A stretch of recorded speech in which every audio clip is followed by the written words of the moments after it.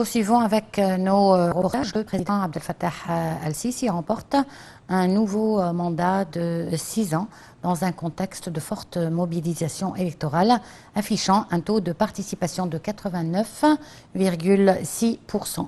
Le président Abdel Fattah al-Sisi a été réélu pour un troisième mandat qui prendra fin en 2030 avec 89,6% des voix valides, soit près de 39 millions de voix, a annoncé l'autorité nationale des élections.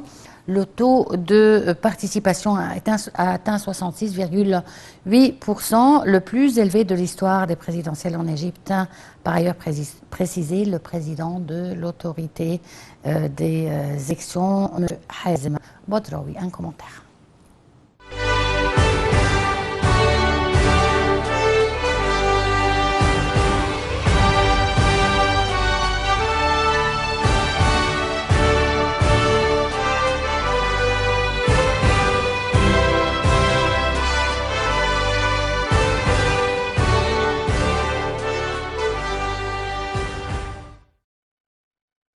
Le président Abdel Fattah el-Sisi remporte un nouveau mandat de 6 ans dans un contexte de forte mobilisation électorale, affichant un taux de participation de 66%. Le président Abdel Fattah el-Sisi a été un troisième mandat qui prendra fin en 2030 avec 49,6% validés, soit près de 9 000 voix de l'autorité nationale des élections. Le taux de participation a atteint 66,8%, le plus élevé de l'histoire des présidentielles en Égypte, a par ailleurs précisé le président de l'autorité Hazem Badawi lors d'une conférence de presse. Hazem Omar du Parti républicain du peuple a obtenu 4,5%. Farid Zahran, à la tête du Parti démocrate gauche, a recueilli 4% des votes. Abdesnadia Mohamed du Nord, le plus ancien parti libéral du pays, a quant à lui recueilli 1,9% des votes. Rappelant que le président el-Sisi a élu chef de République pour la première fois en 2014 avec 96,8% des voix, face à Hamdine Sabbahi, ancien candidat de gauche, puis réélu 97% de son deuxième mandat face à Moussa Mustafa du parti. L'élection présidentielle 2024 s'est déroulée du 1er au 3 décembre pour les citoyens égyptiens vivant à l'étranger et du 10 au 12 décembre en Égypte. À l'intérieur du pays, le vote a eu lieu dans 11 631 bureaux de vote répartis dans des écoles, centres de jeunesse et établissements de santé. Pour les expatriés, le scrutin s'est tenu dans 137 centres électoraux, principalement les zones consulats dans 121 pays. Selon l'ANE, aucune information n'a été enregistrée par les candidats ou leurs représentants du début à la fin du processus électoral, incluant le vote, le dépouillement et l'annonce des résultats. Avec un taux de vote de 66,8%, les Égyptiens ont enregistré une participation historique au marathon présidentiel 2024. Ainsi, parmi les 67 millions d'électeurs enregistrés sur les listes électorales réparties dans plus de 11 600 bureaux de vote, un axe à travers l'Égypte, 44 77 668 millions d'électeurs ont participé au processus électoral, dont 44 288 361 voix validées et 489 301 de voix invalides. Comparé au taux de participation des précédentes élections et référendums, ce chiffre est un record absolu.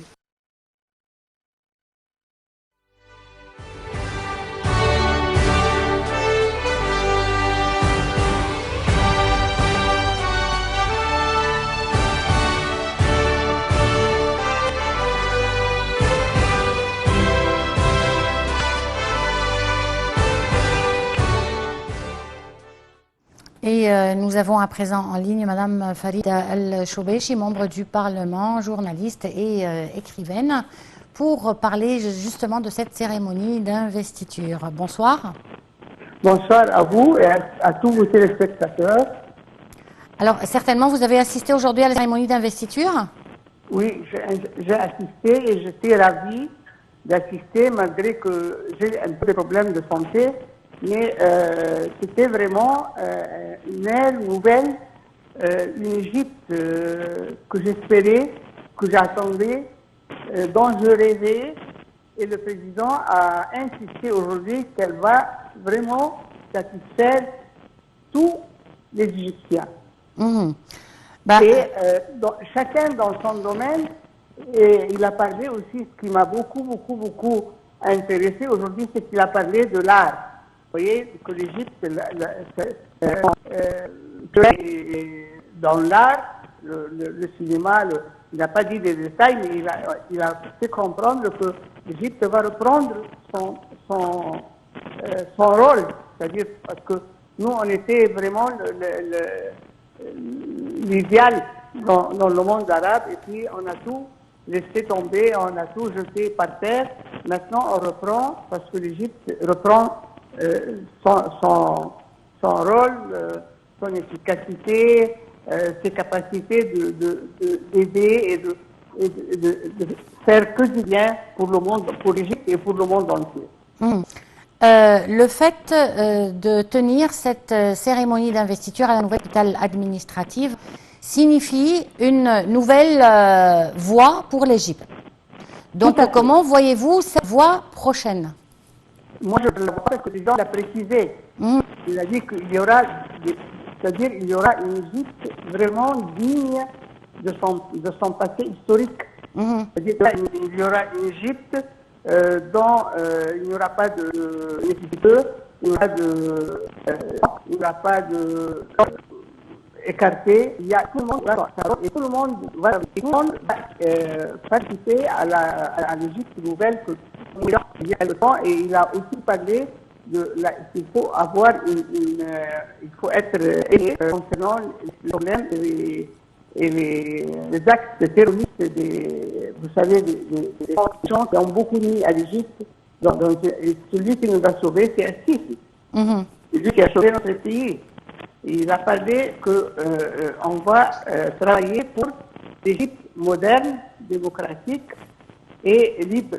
Voilà. Et ça, le plus important, c'est qu'il va réaliser notre rêve, parce qu'il a déjà réalisé une partie de notre rêve. Mais là, c'est pour continuer à avoir plus, à gagner plus, à être plus sûr, à être plus heureux dans notre pays. Ça, c'est des choses qui promises aujourd'hui par notre président, et il nous a inspiré vraiment un optimisme sans précédent.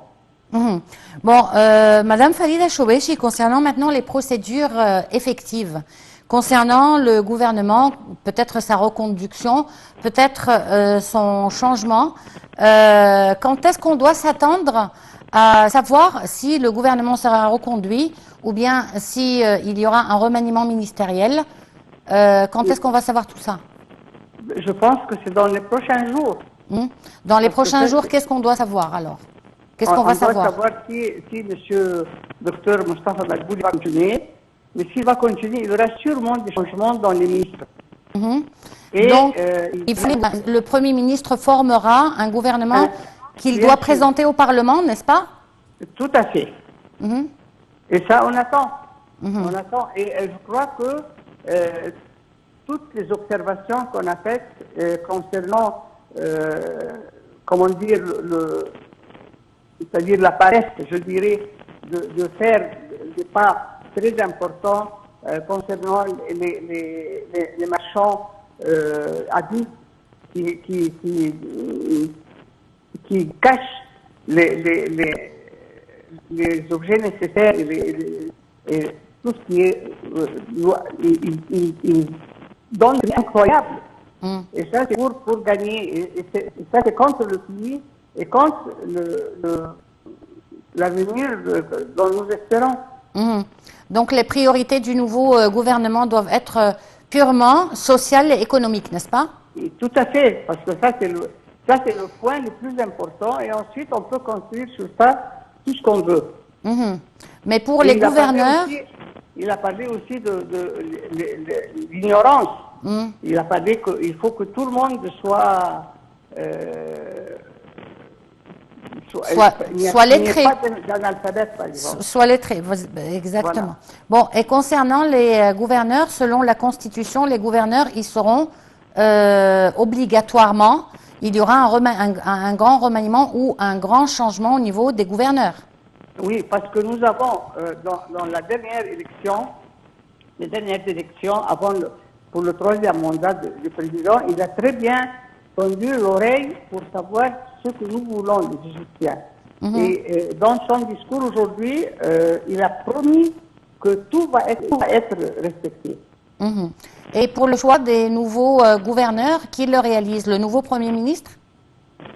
Non, je ne sais pas trop. Je crois qu'il doit y avoir un accord entre le président et le Premier ministre. Aussi, la Je ne suis pas dans le gouvernement, c'est-à-dire je suis une déléguée et ça c'est un membre du Parlement et ça me donne le droit de critiquer, de proposer, d'encourager les bons femmes, mais je ne sais pas qui proposer au Premier ministre, par exemple. Mais la liste des nouveaux gouverneurs, elle est aussi soumise au Parlement? Je pense, mais je ne suis pas très sûre. D'accord, on verra dans les prochains jours, en tout cas. Aussi, une dernière question. La Constitution, elle permet au président d'avoir un vice-président ou de ne pas l'avoir. Vous avez des parlementaires. Oui, c'est-à-dire, je pense qu'il y aura on attend. Vous pensez que On verra, en tout cas, Madame Farida El Choubechi, c'est toujours un plaisir d'avoir avec nous. Et Salamat Hadretek, ou ça veut dire un très bon rétablissement. Et à bientôt, j'espère. À bientôt, merci beaucoup. Merci beaucoup. Une petite pause et on se retrouve tout de suite après.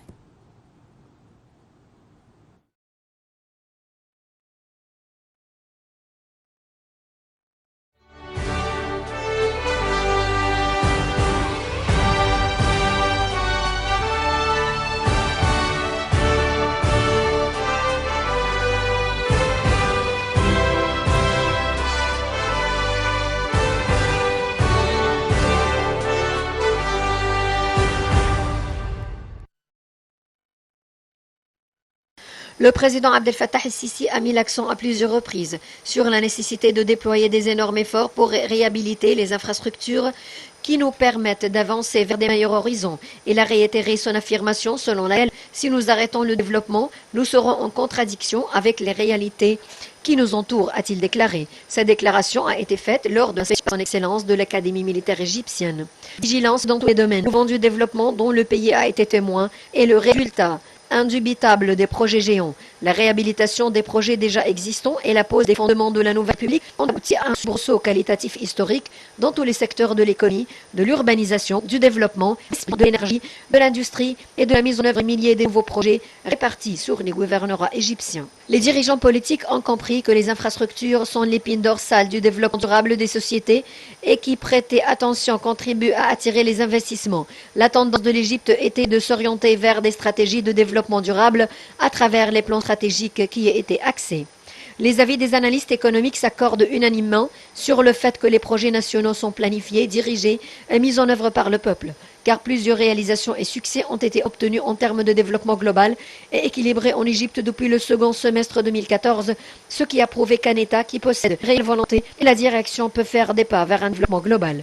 L'État a adopté une nouvelle politique pour délocaliser les investissements, faisant de nouveaux paquets d'incitation à l'investissement afin d'encourager l'attraction d'institutions locales et étrangères vers ces complexes, y compris le processus de financement ainsi qu'une formation efficace des travailleurs et la création de programmes pour encourager industrie et exportation. Grâce à ces incitations, il y aura une accélération de mise en œuvre des programmes des complexes industriels jusqu'à la création de villes économiques et l'expansion de la création de plusieurs nouveaux critères industriels.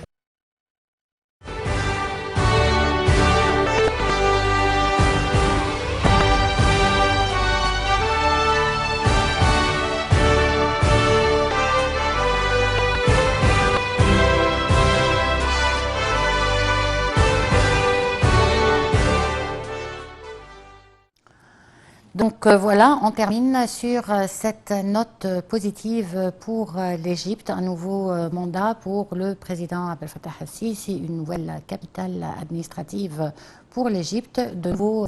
Donc nous allons voir ce nouveau mandat du président Abdel Fattah. Félicitations au président et félicitations à l'Égypte. Sur ce, on vous laisse, on vous dit à demain avec un nouveau collègue et un nouvel éditeur de direct. Au revoir.